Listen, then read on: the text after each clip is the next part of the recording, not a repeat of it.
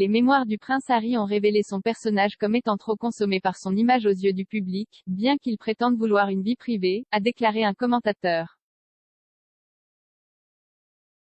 Harry a déclaré qu'il prévoyait d'écrire le livre non pas comme le prince que je suis né, mais comme l'homme que je suis devenu.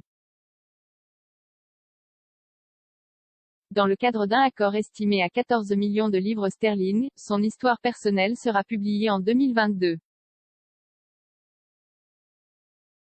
Elle coïncide avec certaines des plus grandes celebrations de la famille royale à ce jour.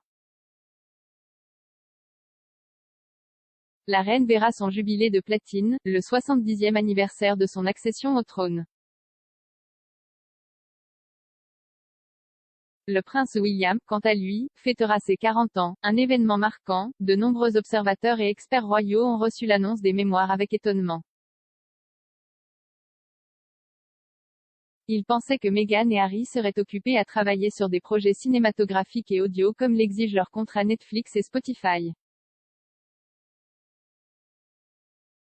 Russell Myers, le rédacteur en chef royal du Daily Mirror, est allé jusqu'à affirmer que les mémoires révélaient que Harry était, en fait, toujours très conscient de la façon dont le public le percevait. S'exprimant lors du podcast Pod Save the Queen, animé par Anne Grippé, il a noté que la nouvelle entreprise contrastait fortement avec les raisons pour lesquelles lui et Meghan avaient quitté le Royaume-Uni en premier lieu. Il a déclaré: « Je peux vous dire que la famille royale n'est pas trop contente, les personnes à qui j'ai parlé tout au long de la semaine ont exprimé leur surprise face à une telle décision. » Une bonne ligne que j'ai vue dans l'une des journaux était que l'ancien duc de Windsor a attendu 15 ans avant de répandre la mèche sur la vie royale, Harry a attendu à peine 15 mois. Je pense que cela en dit long sur son personnage. Plutôt que de partir au coucher du soleil et de chercher une vie privée, il est en fait trop absorbé par ce que les gens pensent de lui et par le récit qui est peint de lui, ce qui est complètement en contradiction avec ce qu'Owen nous a dit être leur raison de partir, la famille royale. Meghan et Harry ont déclaré que leur principale raison de quitter le Royaume-Uni était de poursuivre une vie privée. Ils y sont principalement parvenus en 2020, vivant dans une relative obscurité pendant le pire de la pandémie de coronavirus. Cependant, cette année n'aurait pas pu être différente. Le couple est apparu dans une série d'interviews diffusées, la plus controversée ayant eu lieu en mars lorsqu'ils se sont entretenus avec Oprah Winfrey. Ici, ils ont affirmé qu'il avait été plongé dans la tourmente financière à la suite d'avoir été coupé, quelque chose qui a ensuite été contesté par les reçus de dépenses royales, ainsi que des allégations selon lesquelles la famille n'aurait pas aidé la santé mentale et le racisme de Meghan à l'époque.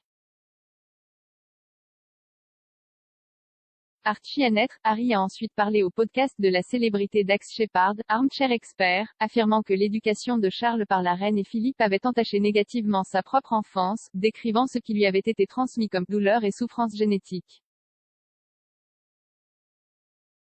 Cela a été diffusé pas une semaine après les funérailles de Philippe. Peu de temps après, dans The Me il a avoué ses problèmes de santé mentale et son état constant de combat ou fuite à cause de la vie royale.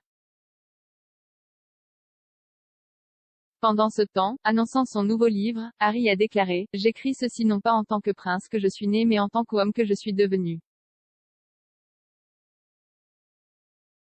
J'ai porté de nombreux chapeaux au fil des ans, au propre comme au figuré, et j'espère qu'en racontant mon histoire, les hauts et les bas, les erreurs, les leçons apprises, je peux aider à montrer que peu importe d'où nous venons, nous avons plus en commun que nous ne le pensons. Je suis profondément reconnaissant d'avoir l'opportunité de partager ce que j'ai appris au cours de ma vie jusqu'à présent et j'ai hâte que les gens lisent un récit de première main de ma vie qui soit exact et totalement véridique.